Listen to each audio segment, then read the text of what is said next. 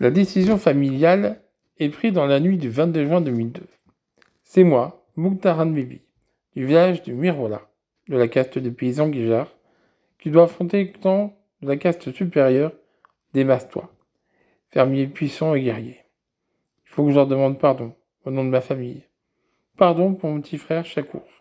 La tribu des Mastois l'accuse d'avoir parlé à Salma, fille de leur clan.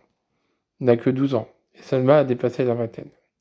Nous savons qu'il n'a rien fait de mal. Et si les Mastois en ont décidé ainsi, nous les Guijards devons nous soumettre. C'est ainsi depuis toujours. Mon père et mon oncle m'ont dit, notre Moula, Abdul Razak, ne sait plus quoi faire. Les Mastois sont plus nombreux dans le conseil du village. Ils refusent toutes les conciliations. Ils sont armés. Ton oncle maternel est un ami des Mastois. Ramzan Pachar ont tout essayé pour calmer les membres de la Jirga. Nous n'avons plus qu'une dernière chance. Il faut qu'une femme guijard demande pardon à leur clan. Parmi toutes les femmes de la maison, nous t'avons désigné. Pourquoi moi? Ton mari t'a accordé le divorce. Tu n'as pas d'enfant. Tu es la seule en âge de le faire. Tu enseignes le Coran. Tu es respectable. La nuit est tombée depuis longtemps et j'ignorais jusqu'ici les détails de ce grave conflit. Seuls les hommes réunis en séance de Jirga depuis plusieurs heures savent pourquoi je dois me rendre devant ce tribunal et demander pardon. Chakour a disparu depuis ce midi. Nous savons seulement qu'il se trouvait alors dans le champ de blé près de la maison et que ce soir enfermé au commissariat, à 5 kilomètres du village. J'apprends de la bouche de mon père que Chakour a été battu. Nous avons vu ton frère quand la police l'a sorti de chez les Mastois. Il était couvert de sang et ses vêtements étaient déchirés. Ils l'ont menotté et emmené sans que je puisse lui parler. Je l'avais cherché partout et un homme qui était penché en haut du palmier, occupé à couper des branches, est venu me dire qu'ils avaient vu les Mastois le kidnapper. Petit à petit, dans le village, les gens m'ont dit que ces derniers l'accusaient de vol dans leur champ de canne à sucre. Les Mastois sont des habitués de ce genre de représailles. Ils sont violents. Leur chef de tribu est puissant et connaît beaucoup de monde, des hommes influents. Personne de ma famille n'a osé se rendre chez eux. Ces hommes sont capables de surgir dans n'importe quelle maison, armés de fusils et de piliers, dévastés ou violés. Les guillards sont inférieurs et par principe doivent se soumettre à la volonté des Mastois. Le Mollah, seul habitué à le faire pour sa fonction religieuse, a tenté d'obtenir la libération de mon frère, sans succès. Alors mon père est allé se plaindre à la police. Les orgueilleux Mastois, outragés qu'un paysan guijard ose leur tenir tête et envoyé à la police jusque chez eux, ont changé d'accusation.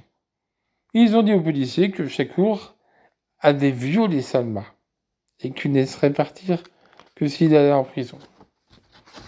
Ils ont ajouté que s'il sortait de prison, la police devrait leur rendre.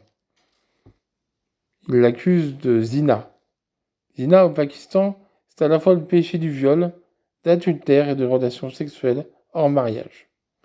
Selon la charia des lois islamiques, Chakour risque la mort. La police l'a donc mis en prison parce qu'il est accusé et aussi pour le protéger de la violence des Mastois qui réclament le droit de faire leur justice eux-mêmes. Tout le village est au courant depuis le début de l'après-midi. Et, par sécurité, mon père a emmené les femmes de ma famille chez les voisins. Nous savons que la vengeance des Mastois s'exerce toujours sur une femme de caste inférieure.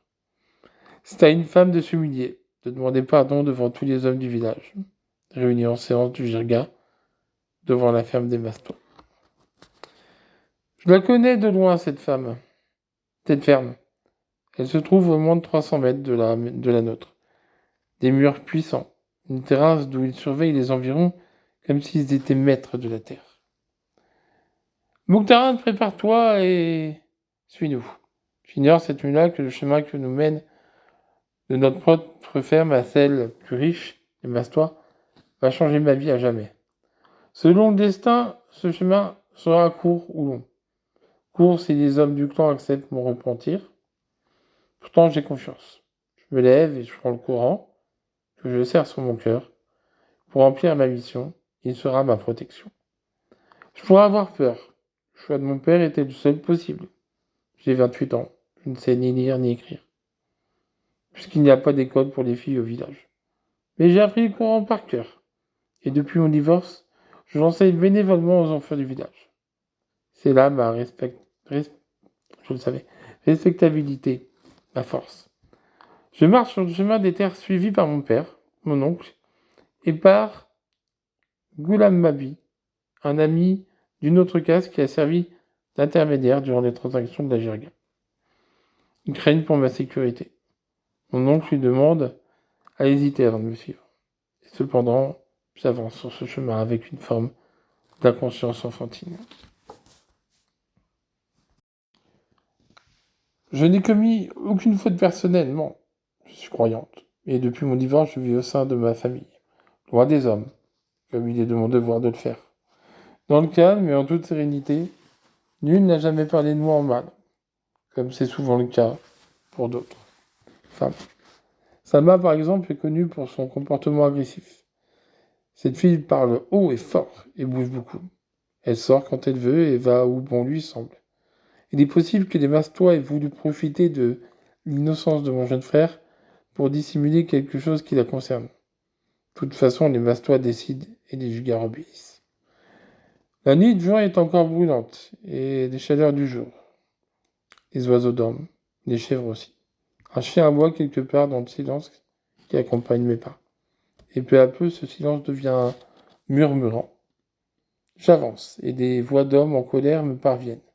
Je les distingue maintenant à l'unique lumière qui marque l'entrée de la ferme. Mastois.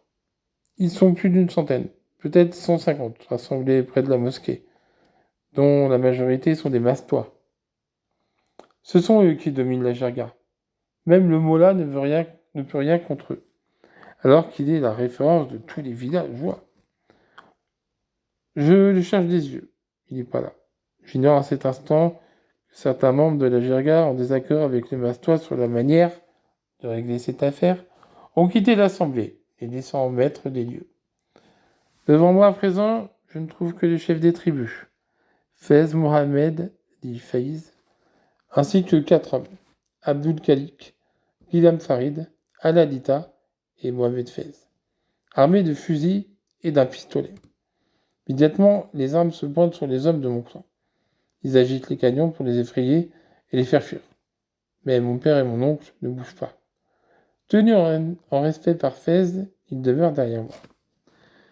Les Mastois ont rassemblé leur camp derrière eux, une muraille d'hommes menaçants, excités et impatients.